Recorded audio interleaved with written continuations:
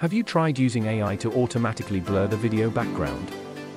This is an amazing thing. It doesn't take you a lot of time, and the steps are not difficult, but you will get a nice result.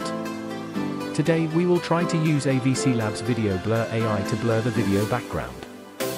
First, launch the program. Then here you can preview the original video.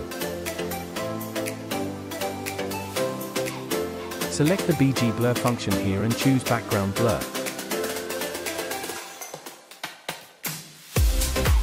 Next, select Blur in the type box.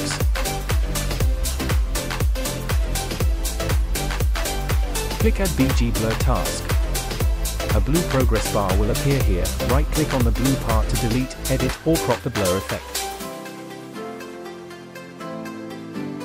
Just drag the progress bar to customize the cutting length. Finally, just click Export. Now let's preview the blur effect of the whole video. No Photoshop required. Even if you are a novice, you can get up and running in no time and get a great background blur video. If you are interested, just download AVCLabs Video Blur AI. Thanks for your watching.